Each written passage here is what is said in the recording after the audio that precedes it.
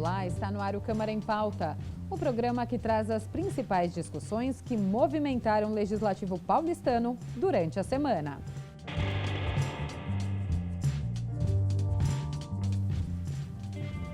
A Comissão de Finanças realizou na última quarta-feira a primeira audiência pública geral do orçamento. O valor estimado para o ano que vem é de 68 bilhões e 900 milhões de reais, um aumento de 13,8% em relação ao orçamento deste ano. O secretário municipal da Fazenda, Felipe do Chateau, fez um balanço da evolução das receitas do município desde 2014, em especial dos impostos como o ISS e o IPTU. Ele afirmou que só este ano a cidade atingiu o mesmo patamar de arrecadação de 2014.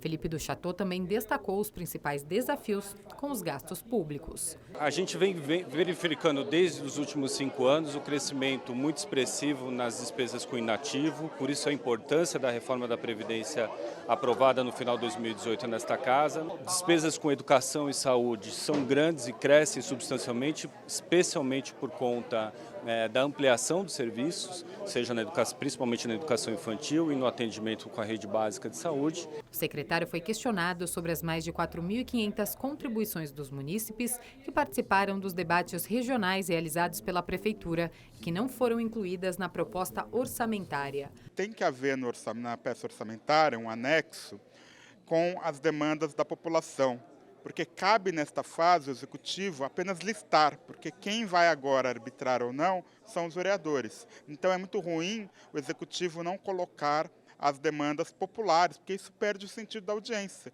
Todas as informações colhidas nas audiências públicas subsidiou as secretarias na montagem da sua peça e subsidiará na sua execução. O orçamento da cultura também foi questionado por diversas pessoas que participaram da audiência pública. Esse orçamento de menos de 1% para a cultura, para uma cidade como São Paulo, é um orçamento quase ridículo, né? No sentido que a gente entende que cultura, o orçamento para a cultura é saúde, cultura é educação, cultura é segurança pública. Então, um orçamento maior para a cultura, na verdade, é uma visão estratégica de que cidade nós queremos. O presidente da Comissão de Finanças, vereador Alessandro Guedes, do PT, questionou os 7 bilhões e 300 milhões de reais previstos para investimentos na capital. Segundo o parlamentar, o valor está superestimado. A previsão de onde virá esse dinheiro é de alienação de bens, privatizações, concessões, e a gente viu que isso não funcionou esse ano. Desde que o Dória entrou, ele fala que a cidade ia vender alguns patrimônios da cidade e arrecadar 5 bilhões e até hoje não arrecadou nada. Nós estamos no final do 3º ano de governo. Não vai ser agora que vai arrecadar cerca de 3 bilhões. É a primeira audiência pública, teremos tempo de debater, tirar dúvidas e de propor melhorias. Olá, Amálio. Primeira audiência pública geral do orçamento, a gente viu aí que já surgiram muitas dúvidas e também muitas sugestões dos munícipes. Sem dúvida, Carol. Um abraço para o telespectador da TV Câmara, sempre é um prazer participar e colocar você efetivamente avisando você a respeito da responsabilidade que você tem de participar dessas audiências públicas, né? Houve uma no dia 19 em Pinheiros, na subprefeitura de Pinheiros, agrupando Pinheiros, Lapa e Butantã.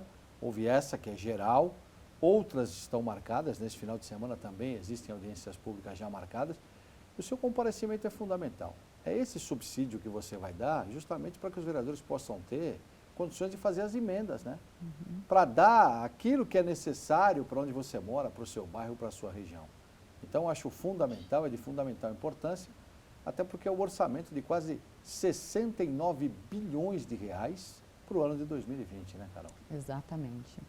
Olha, a audiência pública da Comissão de Política Urbana discutiu o andamento da parceria público-privada da habitação, que na primeira fase deverá contemplar com moradias a região de Heliópolis, na zona sul da cidade.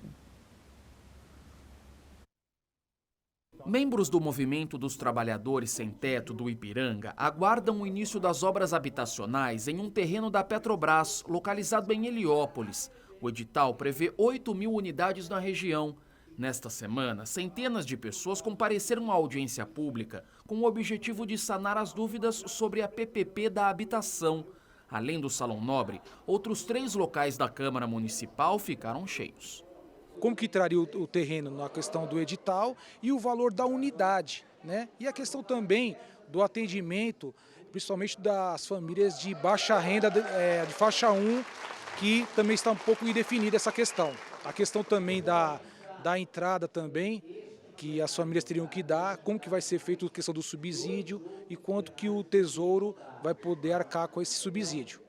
Para o vereador José Polici Neto, é importante discutir ajustes a serem feitos. Ele afirmou durante a audiência pública que o terreno em Heliópolis ainda vai necessitar de um investimento em equipamentos públicos, como creches, escolas, postos de saúde. 3.500 unidades habitacionais, como está projetada, não consegue ser construída sem mais nada, senão a gente cria uma deformação do território. Se a gente não oferece ruas para circulação, se a gente não oferece equipamentos públicos para atender essa demanda, o risco que a gente tem, ao invés de fazer um bairro bom, é fazer um bairro ruim. Segundo a pasta municipal de habitação, a ideia é, neste primeiro momento, contemplar os que já eram beneficiários do Minha Casa Minha Vida faixa 1.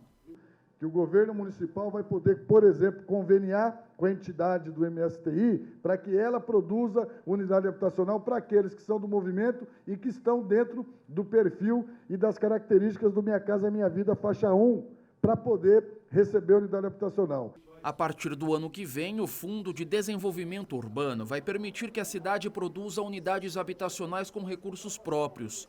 A mudança aprovada pelo Legislativo garante de imediato 400 milhões de reais para o setor de moradias sociais. Olha, o problema habitacional está sempre entre os assuntos aqui do Câmara em Pauta, né? E ali na região de Heliópolis, os moradores lutam há muito tempo, né, por essas habitações de interesse social, por moradias, principalmente nesse terreno. E essa luta, ela de uma certa forma começa a surtir efeito. Por quê? Porque o poder público está conseguindo, de uma certa forma, pelo menos minimizar esse problema. Se não resolver de uma vez por todas, minimizar. Algumas questões importantes, Felipe Palma destacou agora no final da matéria, uma coisa muito importante, a questão do Fundurb. Antes, o financiamento era só para comprar terreno. Aí você comprava o terreno até construir, agora não. O financiamento também é para construir moradia.